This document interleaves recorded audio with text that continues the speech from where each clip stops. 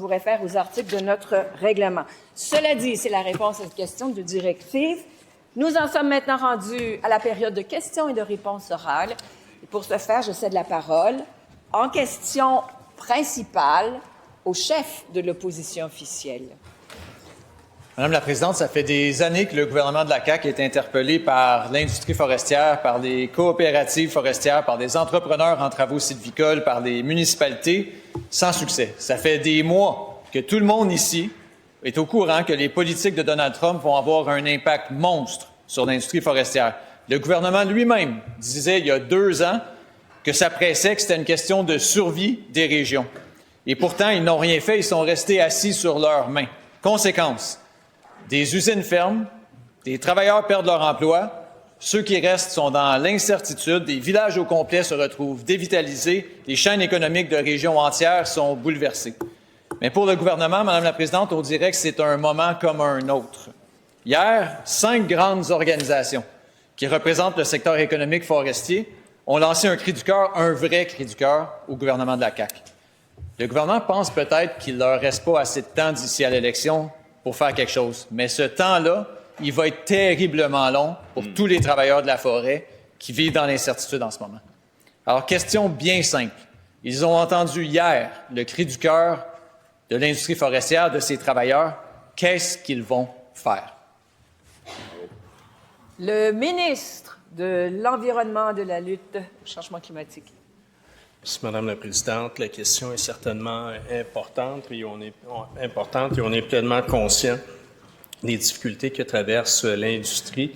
La pression qui nous vient des États-Unis, elle est réelle. On parle de tarifs significatifs, de plusieurs dizaines de points de pourcentage, avec des conséquences directes pour nos régions, avec des conséquences directes pour nos travailleurs. Donc là-dessus, le constat est partagé. Là où je ne suis pas d'accord, c'est lorsqu'on dit que le gouvernement n'a rien fait. Depuis 2023, on ne remonte pas des décennies, là. Depuis 2023, ce sont plus de 2,2 milliards de dollars qui ont été investis en aide à l'industrie forestière. Si on regarde depuis le budget là, donc de 2023, autant 23-24, 128 millions pour augmenter le niveau d'investissement dans les travaux sylvicoles, 469 millions de dollars pour la mise à jour économique de l'automne 2023, 527 millions de dollars dans le budget 24-25, notamment pour accroître les investissements sylvicoles, toujours dans la forêt publique. Donc, dans les faits, on parle d'investissements majeurs et dans le dernier budget... Première, complémentaire. Madame la Présidente, ils disent qu'ils sont conscients des défis. Tout le monde au Québec est conscient des défis de cette industrie-là, mais ce qu'ils veulent, c'est du leadership de la part du gouvernement. Je les cite, Madame la Présidente. Les familles de la forêt vivent dans l'incertitude la plus totale. Elles ne savent plus comment subvenir à leurs besoins. Elles n'ont plus personne vers qui se tourner et le système censé les protéger les a abandonnées. Quand elles disent qu'elles se sentent abandonnées, là, elles parlent du gouvernement de la CAQ. Voulez-vous bien me dire, Madame la Présidente, est-ce que ces gens-là pensent vraiment que le gouvernement mérite des félicitations? La réponse du ministre de l'Environnement et de la lutte contre les changements climatiques. Naturellement, l'industrie est durement frappée par les tarifs. On en est tous conscients, mais l'industrie fait face à des défis importants depuis plusieurs années. Depuis plusieurs années, il y a des attaques qui viennent au niveau commercial des États-Unis. On se souvient des contestations devant les tribunaux qui ont perduré pendant des années. Des défis de modernisation, aussi des défis de transformation. Donc, ce n'est pas nouveau. Et c'est la raison pour laquelle, depuis 2023, entre autres, ce sont des investissements importants là, qui ont été faits. Je vais dire à la réponse précédente, dans le dernier budget, il y a aussi des ajouts significatifs qui ont été faits. On parle de 365 millions de dollars supplémentaires qui ont été confirmés. Donc, le gouvernement... Deuxième, complémentaire. Madame la Présidente, il nous parle de 2023. Ça fait depuis 2018 qu'il propose un nouveau régime forestier. Ça fait depuis 2018 qu'il promet ça. Puis à partir du moment où la députée maintenant conservatrice de Rimouski a fait déraper la réforme du régime forestier, bien, le gouvernement a choisi de rester assis sur les mains et on dit on s'en mêle plus de ça. Quitte à, comme le premier ministre le disait, perdre 30 000 emplois. C'est la définition même d'un gouvernement défaitiste qui a abandonné ces régions. La réponse du ministre des Finances. Oui, Madame la Présidente. Alors, c'est certain que la situation est extrêmement difficile et il n'y a rien que nous puissions faire qui va remplacer l'accès au plus grand consommateur au monde, le consommateur américain. Alors, il y a une révision de l'accord de libre-échange Canada, États-Unis, Mexique en juillet 2026. C'est très important que ces tarifs-là baissent. En attendant, on réduit les droits de coupe, on élimine de la réglementation, on encourage les travaux sylvicoles, puis on a donné un congé de taxes et masses salariales.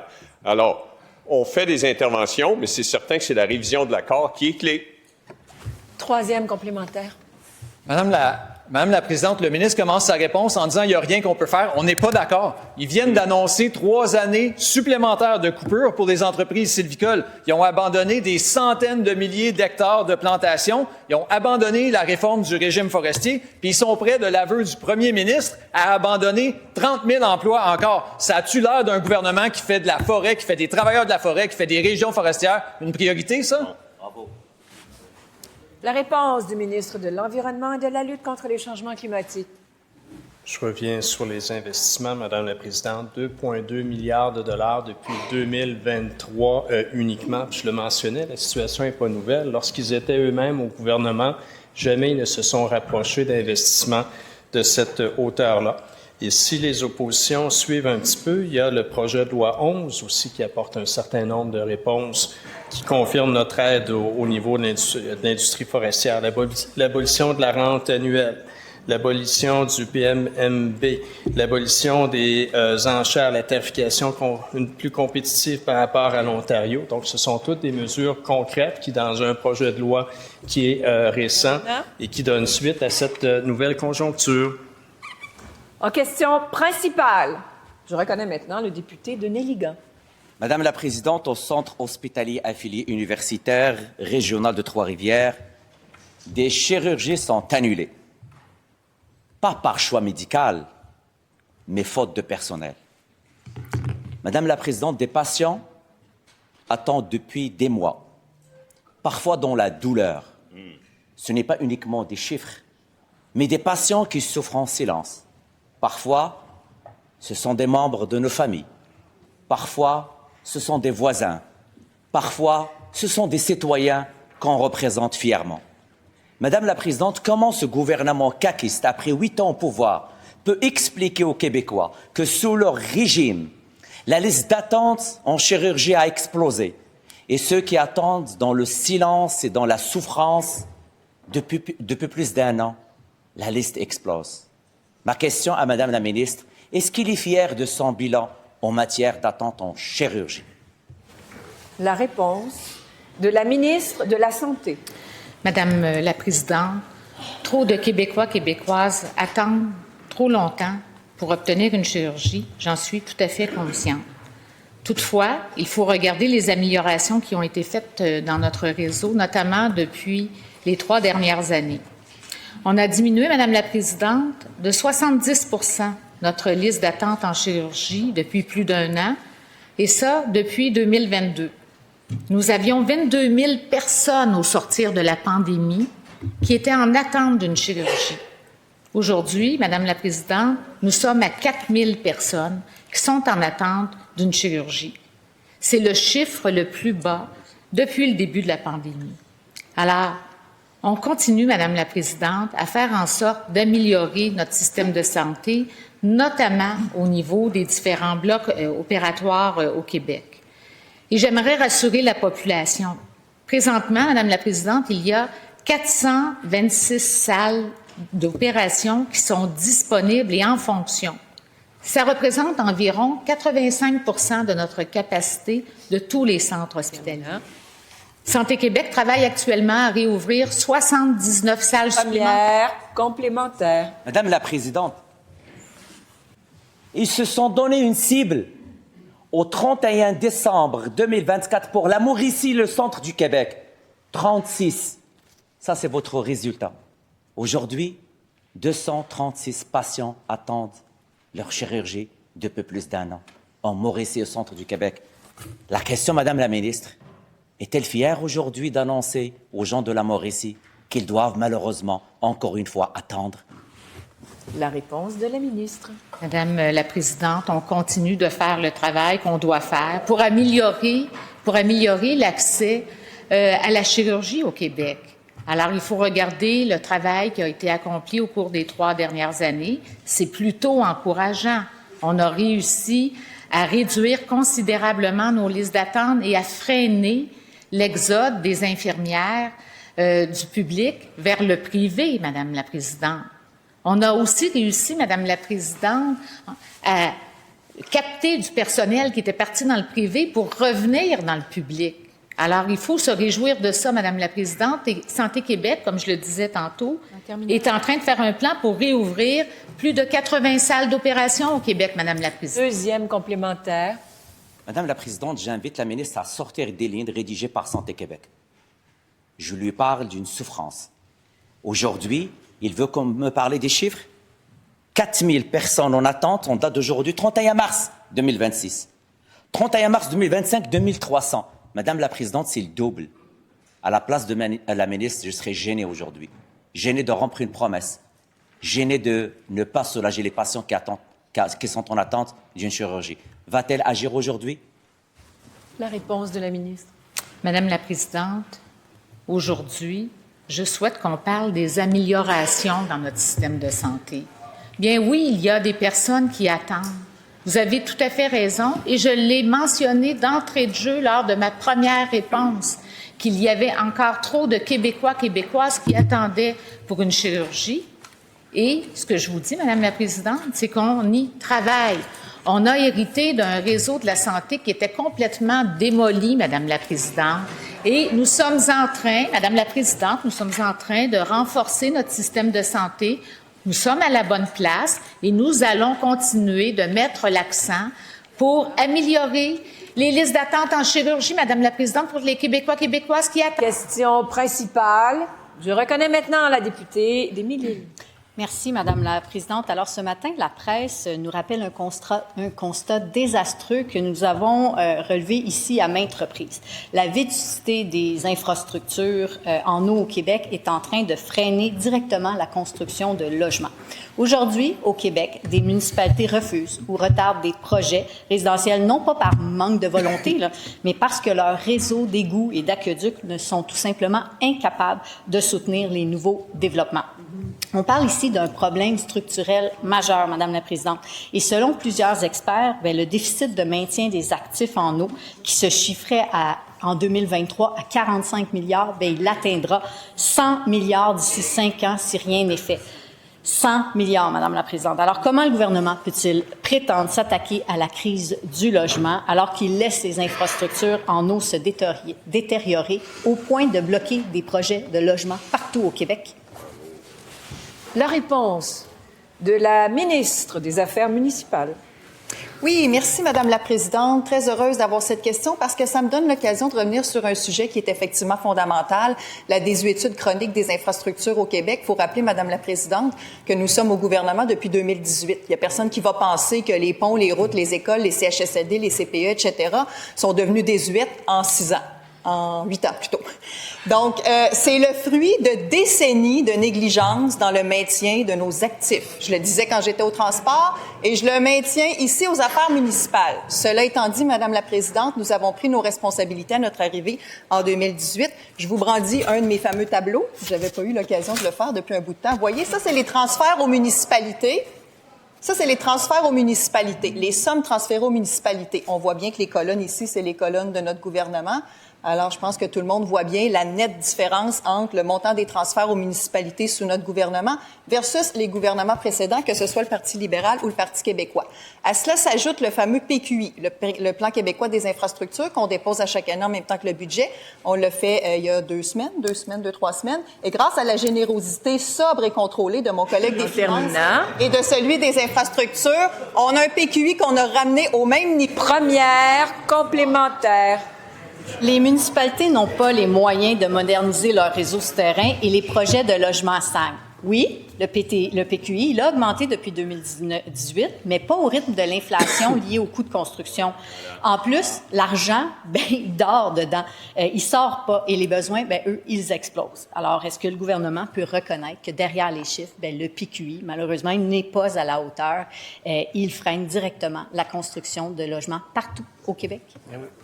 La réponse de la ministre. Madame la Présidente, est-ce que ma collègue libérale reconnaît que les plus petites colonnes de ce tableau-là sont rouges? Rouge, c'est le Parti libéral. Je dirais ça en introduction à cette deuxième réponse. Et je vais ajouter en complément du PQI à 7,3 milliards pour les infrastructures municipales et sur le 7,3 milliards, 4,7 milliards pour les infrastructures d'eau, Madame la Présidente, que ce soit pour améliorer celles qui sont désuètes ou pour en créer des nouvelles dans des endroits où, par exemple, on freine un développement résidentiel parce qu'il n'y a pas d'infrastructure d'eau. Et en plus, Madame la Présidente, j'ai annoncé en janvier dernier la signature d'une entente avec le fédéral, le Fonds canadien d'infrastructures liées au logement, qui va nous permettre de décaisser sur 10 ans 955 millions de dollars, près d'1 milliard de dollars pour des infrastructures d'eau, Madame la Présidente. C'est des sommes inédites. Deuxième complémentaire. Pourquoi les municipalités font-elles des moratoires, Madame la Présidente? C'est parce que l'argent n'est pas là. Et la réalité, c'est parce que les infrastructures, justement, en eau ne suivent pas. Bien, la PCHQ, elle est claire. Ce sont 36 000 logements qui, actuellement, ne peuvent pas être construits parce que le gouvernement n'y est pas au rendez-vous. Et les municipalités, elles sont coincées. Alors, résultat, le déficit de logements se creuse année après année. Et malheureusement, je dois dire que c'est la CAQ qui en a l'entière responsabilité. La réponse de la ministre. Mais, Madame la Présidente, est-ce que ma collègue insinue sérieusement que les conduites d'eau au Québec sont devenues désuètes en 8 ans? Puis qu'en 2018, tout allait bien et qu'en 2026, on a des problèmes de conduite d'eau? Ça n'a aucun bon sens, Madame la Présidente. La réalité, c'est qu'ils ont préféré pelleter par en avant l'entretien des infrastructures. On l'a vu avec le pont de l'île aux Tourtes. Combien de fois... Ah non, il est rendu ici.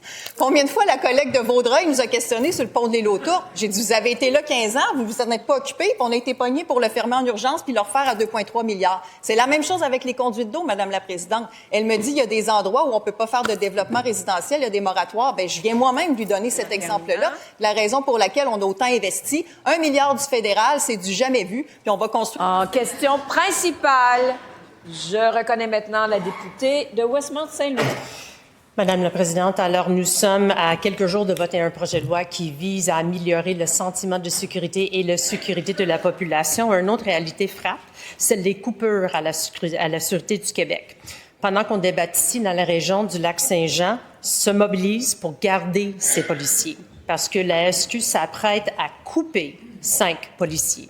Ça veut dire moins de patrouilles, des délais plus longs pour des interventions et une population plus à risque. Tout le monde sait ça. Même son collègue, le député caquiste du Saint-Jean, a dit le 10 mars, nous, on a une particularité. On a un territoire, un grand territoire dont il faut en tenir compte. Madame la Présidente, si la SQ doit couper, c'est parce que le ministre l'a demandé.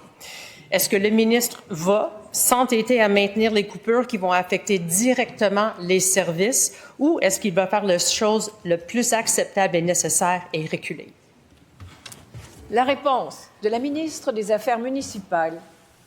Oui, merci, Madame la Présidente. C'est l'occasion de me lever à nouveau, évidemment, en ma qualité de remplaçante de mon estimé collègue de la Sécurité publique, mais aussi en ma qualité d'ex-ministre de la Sécurité publique, Madame la Présidente, tout à fait en mesure de témoigner. D'ailleurs, j'ai travaillé avec ma collègue que j'aime beaucoup de Westmount-Saint-Louis, entre autres, sur divers projets de loi. Et c'est l'occasion de rappeler tout ce qu'on a fait en sécurité publique, Madame la Présidente. D'abord, la gestion des ressources humaines de la Sûreté du Québec relève de la Sûreté du Québec. Je pense que tout le monde va convenir que c'est pas le gouvernement qui s'ingère dans la gestion quotidienne des ressources humaines de la Sûreté du Québec. Les budgets en sécurité publique sont là. On a investi comme jamais depuis 2018 en sécurité publique. Et je suis très fière de le dire. J'ai lancé à mon époque l'escouade Centaure pour laquelle on remet des sommes pour combattre la lutte contre, pour combattre la criminalité et la lutte contre les armes à feu, des sommes pour l'exploitation sexuelle, un dossier qu'on a travaillé de manière transpartisane avec le député de Vachon, avec la députée des Plaines, avec des collègues de l'opposition. On a mis des sommes pour poursuivre la lutte contre l'exploitation sexuelle, plus d'1 milliard en violence, c'est-à-dire en lutte contre la violence qui est faite aux femmes, dont évidemment les bracelets anti-rapprochement. Alors, Madame la Présidente, on est loin d'être gêné de notre bilan en sécurité publique. Première complémentaire. Madame la Présidente, la SQ coupe 60 millions à la demande de la CAQ. Alors, on a autre exemple. Aujourd'hui, le 31 mars, c'est la fin du financement du projet Sergent Détective Coordinateur en matière de violence conjugale, un programme qui a vraiment fait ses preuves. Le Québec traverse une hausse importante des cas de violence conjugale et la CAQ, eux, il met à risque ce programme. Alors, comment est-ce que la ministre va justifier ça? Puis est-ce qu'elle peut raisonner avec son collègue et ses collègues au sein de leur caucus pour annuler ces coupures? La réponse de la ministre. Oui, bien, Madame la Présidente, je le disais, les budgets, ils sont au rendez-vous. La gestion interne de la Sûreté du Québec relève de la Sûreté du Québec. La collègue le sait très bien. Si on se levait ici pour commencer à dire qu'on va décider à la place des... Et d'ailleurs, on a nommé pour la première fois aux 2/3 de l'Assemblée nationale la dirigeante de la Sûreté du Québec ensemble, grâce au tout premier projet de loi qu'on a fait adopter ici en 2018 sur la nomination aux 2/3 de la directrice générale de la Sûreté du Québec. Alors, il y a des gens là qui sont en place pour faire cette gestion-là. Ce n'est pas au gouvernement, à un ministre ou à un député de venir s'ingérer dans cette gestion-là. Mais plus largement, Madame la Présidente, les budgets, ils sont au rendez-vous. La sécurité a été nommée parmi les 4 grandes priorités du premier ministre lors du dernier remaniement ministériel et les... Deuxième complémentaire. Madame la Présidente, c'est la CAQ qui a demandé ces coupures de 60 millions de dollars. Et vendredi, Radio-Canada nous apprenait qu'au moins une dizaine de policiers de l'État-major à la SQ envisagent de quitter le lendemain du budget. Et le ministre ne voit aucun lien entre ces départs et le budget. Pourtant, c'est pas un hasard. C'est un signal. Le titre de l'article, une vague de départs de dirigeants guette à la Sûreté du Québec. La SQ, on leur demande de faire plus avec moins, mais le gouvernement, c'est à eux de... La réponse de la ministre. Oui, bien alors, Madame la Présidente, effectivement, les gens doivent respecter des budgets. Chaque ministère a ses budgets. Si vous me demandez, moi, est-ce que j'aimerais ça pouvoir dépenser à l'infini? Je pense que tout le monde ici répondrait oui, mais la réalité, c'est que ça nous prend des cibles budgétaires, puis il faut les respecter. Et ça vaut pour toutes les organisations du gouvernement. Cela étant dit, et je le maintiens, il y a des gens à la Sûreté du Québec qui font cette gestion-là, qui, comme nous, chacun à nos échelles, on doit respecter nos cibles budgétaires, prendre des décisions en conséquence. Mais ça ne compromet en rien la sécurité des Québécois. On investit comme jamais dans la lutte contre les armes à feu, dans la lutte contre la violence qui est faite aux femmes, dans la lutte contre l'exploitation sexuelle des mineurs, Madame la Présidente. Je vous nomme ces exemples-là, mais je pourrais en nommer d'autres si j'avais plus de temps. Alors, on investit comme jamais pour la sécurité. En question principale.